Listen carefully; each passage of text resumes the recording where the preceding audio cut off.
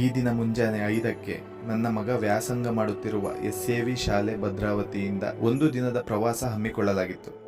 ಬೆಳಿಗ್ಗೆ 4ಕ್ಕೆ ಎದ್ದು ಮಗನನ್ನು ಎಬ್ಬಿಸಿ ರೆಡಿ ಮಾಡಿ ಅವನನ್ನು ಕರ್ಕೊಂಡು ಹೋಗಿ ಬಸ್ ಹತ್ತಿಸಿ ಬಂದೆ. ಈ ಟ್ರಿಪ್ ಕಳಿಸೋ ವಿಚಾರದಲ್ಲಿ ಮಗನಿಗಿಂತ ನನ್ನ ಉತ್ಸಾಹನೇ ಜಾಸ್ತಿ ಇತ್ತು. ಪಂಡಿತರು ಅನ್ಯತಾ ಭಾವಿಸಬಾರದು. ನನ್ನ ಎಕ್ಸೈಟ್ಮೆಂಟ್ಗೆ ಕಾರಣ ಇಷ್ಟೇ. ಇಲ್ಲಿ ಟೀಚರ್ಸ್ ಹಾಗೂ ಪ್ರಿನ್ಸಿಪಾಲ್ ಮೇಡಮ್ ಜವಾಬ್ದಾರಿಯ ಪರದಾಟ ನೋಡಿ ನನಗೆ ನನ್ನ ಬಾಲ್ಯ ಹಾಗೂ ಶಾಲಾ ಪ್ರವಾಸದ ನೆನಪಾಯಿತು. ನಮ್ಮದು ಚಿಕ್ಕಮಗಳೂರಿನ ಕೊಪ್ಪ ತಾಲೂಕು. ಕೊಪ್ಪದ ಪಟ್ಟಣ ಶಾಲೆ ಅಂದರೆ ಸಾಧಾರಣ ಎಲ್ಲರಿಗೂ ಗೊತ್ತು. ಕಾರಣ 70% ಕೊಪ್ಪದ ಜನ ಓದಿರೋ 100 ವರ್ಷ ಇತಿಹಾಸ ಇರುವ ಶಾಲೆ ನಮ್ಮದು. ಬಡವ ಶ್ರೀಮಂತರೆನ್ನದೆ ಎಲ್ಲರೂ ವಿದ್ಯೆ ಕಲಿತ ಸರ್ಕಾರಿ ಶಾಲೆ ನಮ್ಮದು. ಇಲ್ಲಿ ನಾನು 7ನೇ ತರಗತಿ ವ್ಯಾಸಂಗ ಮಾಡುತ್ತಿರುವಾಗ ಶಾಲೆಯಿಂದ ಕೊಲ್ಲೂರು, ಮುರುಡೇಶ್ವರ ಹಾಗೂ ವರಾಹಿಗೆ ಒಂದು ದಿನದ ಪ್ರವಾಸ ಕೈಗೊಳ್ಳಲಾಗಿತ್ತು. ಆಗ ಒಬ್ಬ ವ್ಯಕ್ತಿಯ ಖರ್ಚು ತಲಾ 150 ರೂಪಾಯಿಗಳು. ಇದನ್ನು ಭರಿಸಲಾಗದೆ 50%ಕ್ಕೂ ಅಧಿಕ ಮಕ್ಕಳು ಪ್ರವಾಸ ಬರಲು ಮನಸ್ಸಿದ್ದರೂ ಬಂದೇ ಇರಲಿಲ್ಲ. ಈಗೆಲ್ಲ ನಮ್ಮ ಮಕ್ಕಳು ಏನು ಕೇಳಿದರೂ ನಾವು ಇಲ್ಲ ಅನ್ನಲ್ಲ. ಆದರೆ ಆಗೆಲ್ಲ ಹಾಗಿಲ್ಲ. ಅಪ್ಪ ಇಲ್ಲ ಎಂದರೆ ಇಲ್ಲ ಅಷ್ಟೇ. ನಮ್ಮಪ್ಪ ಆಗಿನ ಕಷ್ಟದ ಪರಿಸ್ಥಿತಿಯಲ್ಲೂ ದೂಸ್ರ ಮಾತಾಡದೆ 150 ರೂಪಾಯಿ ಕೊಟ್ಟು ಮೇಲೆ 50 ರೂಪಾಯಿ ಖರ್ಚಿಗೆ ಕೊಟ್ಟು ಪ್ರವಾಸಕ್ಕೆ ಕಳಿಸಿದ್ರು.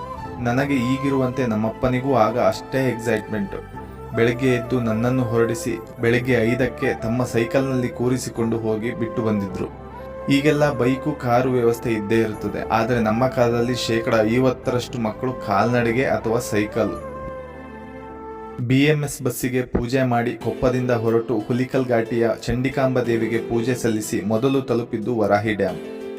ನನ್ನ ಜೀವನದಲ್ಲಿ ಜಿಲ್ಲೆಯಿಂದ ಜಿಲ್ಲೆಗೆ ಹೋಗಿದ್ದು ಅದೇ ಮೊದಲು. ಆಗ ಸ್ಪರ್ಶ ಸಿನಿಮಾ ಹಾಡುಗಳು ಟ್ರೆಂಡಿಂಗು. ಬಸ್ಸಲ್ಲಿ ಕಡಿಮೆ ಅಂದ್ರೂ 20 ಬಾರಿ ಅದೇ ಹಾಡುಗಳು ರಿಪೀಟ್ ಮೋಡಲ್ಲಿ ಪ್ಲೇ ಆಗಿರ್ಬೋದೇನೋ. ವರಾಹಿಯಿಂದ ಕೊಲ್ಲೂರು ಹೋಗಿ ಅಲ್ಲಿ ದರ್ಶನ, ಊಟ ಮಾಡಿ ಅಪ್ಪ ಕೊಟ್ಟಿದ್ದ 50 ರೂಪಾಯಿಗಳಲ್ಲಿ 25 ರೂಪಾಯಿ ಕೊಟ್ಟು ಮೂಕಾಂಬಿಕೆಯ ಒಂದು ಫೋಟೋ ತಗೊಂಡಿದ್ದೆ. 20 ರೂಪಾಯಿಗೆ ಅಲ್ಲೇ ಅರ್ಧ ಲೀಟರ್ನ 7up ಬಾಟಲ್ ತಗೊಂಡಿದ್ದೆ. ಅಲ್ಲಿಂದ ಹೋಗಿದ್ದು ಮುರುಡೇಶ್ವರ. ಜೀವನದಲ್ಲೇ ಫಸ್ಟ್ ಟೈಮ್ ಸಮುದ್ರ ನೋಡಿದ್ದು. ಆ ಖುಷಿನ ಇಲ್ಲಿ ಪದಗಳಲ್ಲಿ ಹೇಳಿ ವರ್ಣಿಸೋಕೆ ಸಾಧ್ಯನೇ ಇಲ್ಲ. ಅದೇನೋ ಅದ್ಭುತ ನೋಡಿದ ಅನುಭವ. ಮನೆಗೆ ಬಂದ ಮೇಲೆ ಅದ್ರ ಬಗ್ಗೆ ಅಪ್ಪ ಅಮ್ಮನ ಹತ್ರ ವಾರಗಟ್ಟಲೆ ಮಾತಾಡಿದ್ದೀನಿ. ಟ್ರಿಪ್ ಮುಗಿಸಿ ಮನೆಗೆ ಬಂದಾಗ ರಾತ್ರಿ ಸುಮಾರು 12 ಗಂಟೆ ಆಗಿತ್ತೇನೋ.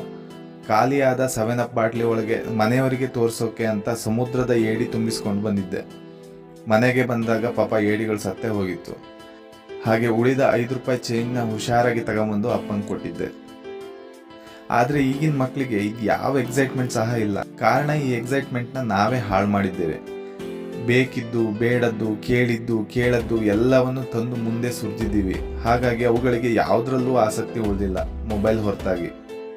ಟ್ರಿಪ್ ಹೇಗಿತ್ತು ಅಂತ ನಾವೇ ಕೆದಕಿ ಕೇಳಿದ್ರು ಆನ್ಸರ್ ಮಾಡುವಷ್ಟು ತಾಳ್ಮೆ, ಉತ್ಸಾಹ ಅವಕ್ಕಿಲ್ಲ. ಒಂದೇ ತಲೆಮಾರಿಗೆ ಪ್ರಪಂಚ ಹಾಗೂ ವ್ಯವಸ್ಥೆ ಸಂಪೂರ್ಣ ಬದಲಾಗಿದೆ. ಇಲ್ಲಿ ಭಾವನೆಗಳಿಗೆ ಬೆಲೆ ಉಳಿದಿಲ್ಲ. ನಾವು 90s ಕಿಡ್ಸ್ ಏನಿದ್ದೀವಿ, ನಾವು ಸ್ವಲ್ಪ ಬದಲಾಗಬೇಕಷ್ಟೆ.